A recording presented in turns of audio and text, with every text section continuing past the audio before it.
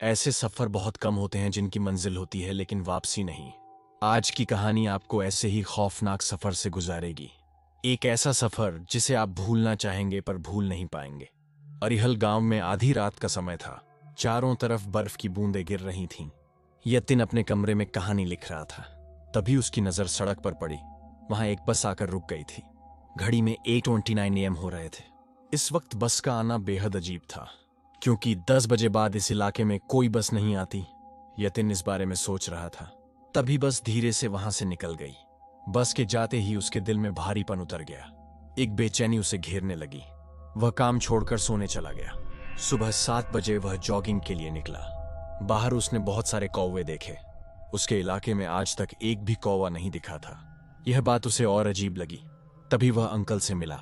उसने बस के बारे में पूछा। अंकल ने कहा कि ऐसी कोई बस नहीं आती। इंटरनेट पर भी बस की जानकारी नहीं मिली। अंकल ने कहा कि शायद प्राइवेट बस होगी।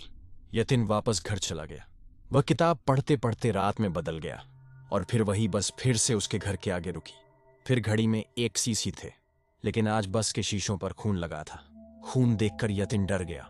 इससे पहले कि वह कुछ समझता, बस चली गई। अगली सुबह वह जॉगिंग को निकला। तभी पुलिस सायरन की आवाज आई। वह पास पहुंचा तो सन्न रह गया। ये वही अंकल का घर था। पुलिस ने बताया कि एक औरत की लाश मिली है। कैसे हुआ किसी को पता नहीं था। पिछली रात अंकल सो नहीं पा रहे थे। उन्होंने टीवी ऑन कर लिया। तभी बस के रुकने की आवाज आई। यह वही बस थी जिसके बारे में यतिन ने बताया था। अंकल को लगा कि यह सामान्य बस होगी, लेकिन उन्हें नहीं पता था कि यह मौत का संकेत है। अचानक घर का दरवाजा खुला। उन्हें लगा चोर अंदर आ गया है। उन्होंने पूरा घर चेक किया, पर अंदर कोई नहीं था।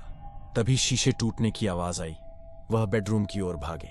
अंदर का दृश्य देखकर उनका खून जम गया। उनकी पत्नी खून में लथपथ पड़ी थी। कमरे में मांस के टुकड़े फैले थे। बदबू इतनी भयानक थी कि उल्टी आने लगी। कांपते हुए उन्होंने 112 पर कॉल किया। उन्होंने बताया कि किसी ने पत्नी को मार दिया। सपोर्ट ने कहा कि टीम रास्ते में है। उन्हें एहसास हो गया कि यह इंसान का काम नहीं है। डर के मारे वह घर से बाहर भागे। बाहर वही लाल बस खड़ी थी। बस में एक आदमी उन्हें अंदर बुला रहा था। घबराए अंकल बिना सोचे बस में चढ़ गए और उनकी मौत भी पत्नी जैसी ही हुई। यतिन यह सुनकर बेहद दुखी हो गया। वह रात भर परेशान रहा। वह रील्स देखता रहा था कि दिमाग भटके। आंख बंद करते ही खून वाली बस दिखती थी। अचानक उसकी आंख खुली। बस फिर उसके घर के सामने खड़ी थी। उसने फोन देखा। समय 8:39 AM था। उसने लाइट ऑन करना चाहा, लेकिन पावर कट था। इन्वर्टर होने के बावजूद घर अंधेरे में था। वह मेन कनेक्शन देखने बाहर आया। चेंजर गिरा हुआ मिला। उसने उठाया पर लाइट नहीं आई। उसे लगा शॉर्ट सर्किट हुआ है।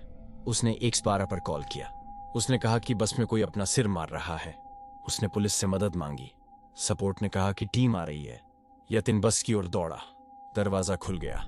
अंदर एक लड़की खून से लथपथ बैठी थी। वह अमेरिका से कश्मीर घूमने आई थी, लेकिन यह सफर उसका आखिरी साबित हुआ। उसका खून लगातार बह रहा था। यतिन ने चिल्लाकर मदद मांगी। बस अचानक तेज गति से भागने लगी। यतिन ने खिड़की तोड़कर छलांग लगा दी। गिरकर वह बुरी तरह घायल हो गया। बस वापस उसकी तरफ मुड़ी। वह सड़क से नीचे जंगल की ओर भागा। बस वहीं रुककर उसका इंतजार करने लगी। यतिन ने दिमाग लगाया और उबर बुक की, क्योंकि उसे पता था पुलिस देर से आएगी। कैब कुछ ही मिनट में पहुंच गई। ड्राइवर ने पूछा क्या हुआ है। यतिन बोला जल्दी चलो, नहीं तो वह मार देगा। ड्राइवर उसे अस्पताल ले गया और उसकी जान बच गई।